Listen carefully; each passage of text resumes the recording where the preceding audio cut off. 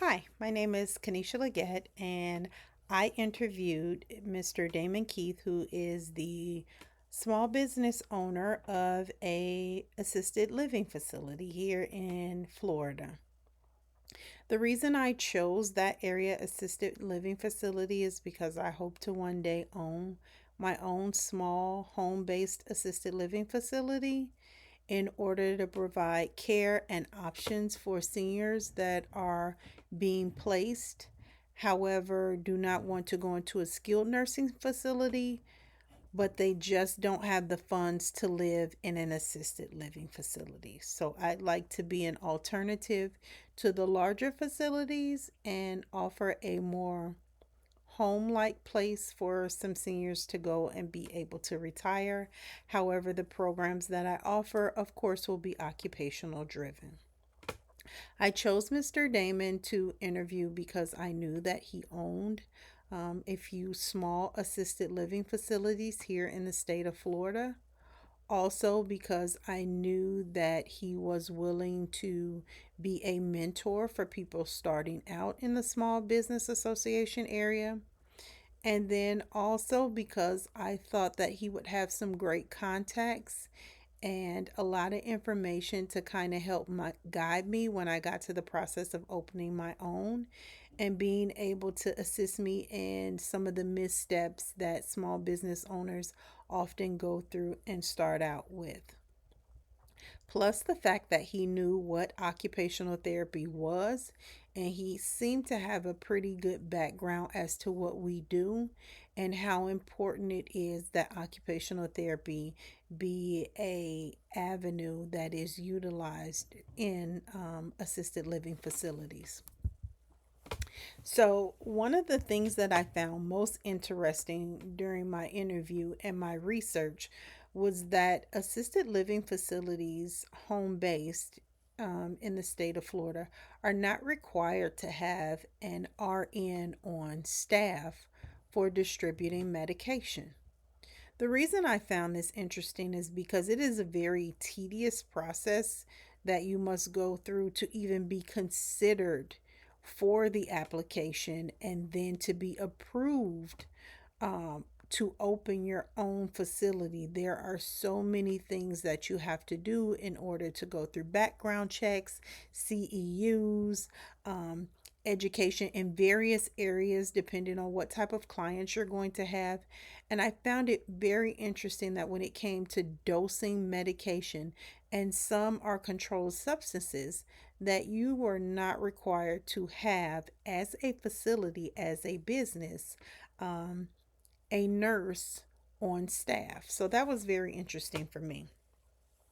What was confirmed that I already knew was, as I thought, it was going to be a tedious process, that this was not going to be like opening any other business. I was anticipating that there were going to be a lot of hoops to jump through, that there was going to be a lot of research and background information needed in order to even begin the process or know where to start the process. So that's something that I already knew and was anticipating just from being in the healthcare area and just from being part of the healthcare community, and the fact that our seniors as of late have been being scammed. The guardians that they're being provided, we're finding more and more that they are being taken advantage of. Um, so the state of Florida has really been pushing to make sure that our seniors are being protected. So I was anticipating that that was going to be something. The process wasn't going to be an easy one. But in my interview, Mr. Damon said something that I thought was very interesting. He said this isn't a business. Basically, that this was a calling, that you had to want to help people and when you go into this, because it is 24-hour, 7 days a week. You are responsible for the lives of other people. So I was anticipating that this process would not be something that was quick, or, easy to go through, because then we would be opening up our senior community to even more potential abuse at the hands of people who technically should not be doing this. A few of the questions, though, that I wish I had thought about when I was interviewing Mr. Damon and that later came up as I did more research was, how did he find his residents? What's the criteria that he has to either accept or deny residents into his facility? Is it easier to accept private pay residents than it is for, let's say, healthcare, Medicare, HMOs? Um, can he accept male and female patients in his assisted living facility at the same time, or does he have to choose one specific gender? Um, how does he handle transgender? Does he have a place for transgender? What about married couples? Does his facility or does the state allow for married couples to be placed in the same assisted living facility? I also wanted to know about the employees, like how many employees are actually on shift. I know he said that they didn't have to have an RN, but the staff, do they work 10 hours? Do they work 12 hours? How many total employees does he have? Do the assistants there also do the cooking, or is there a chef? So things like that I wish I had thought to ask when I had him on the phone. Also, is there a requirement, like because he's allotted 6 residents, is he required to have at least 2 staff members in the home at all times? And the security of the place. I know he said that there has to be a plan in the event of a hurricane or a national disaster, things like that. But what are the security requirements for the home?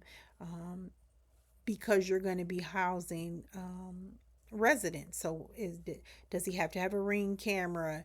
Does he have to have so many trainings with the fire department come out? Do they have to inspect the windows? I know it has to pass board as far as home inspection, but are there any other tweaks or specifications that need to be done because he's going to have residents in the facility? And then lastly, I would like to know if he's able to hire travel staff or contract workers. And does he allow the residents to participate in that? And if so, even though they are residents, are they allowed to then maybe assist in the keep of the property and then maybe take something off of what they have to pay monthly to make it more affordable for them to be able to stay? I'd also like to know if, even though they're retired, if they volunteer, or what we're seeing now, a lot of our seniors are still working part time. Does the assisted facility provide transportation for them to and from work and things of that nature? So, overall, I think it was a great interview. I was glad that I did it. It brought a lot of stuff to the forefront that I had not considered, but it did let me know that it is something I do want to go into. It is an area I still want to pursue um, when I'm no longer physically treating as an occupational therapist. So this is the end. Again, my name is Kanisha Legette. I interviewed Mr. Damon about a small home-based assisted living facility. Thank you for your time.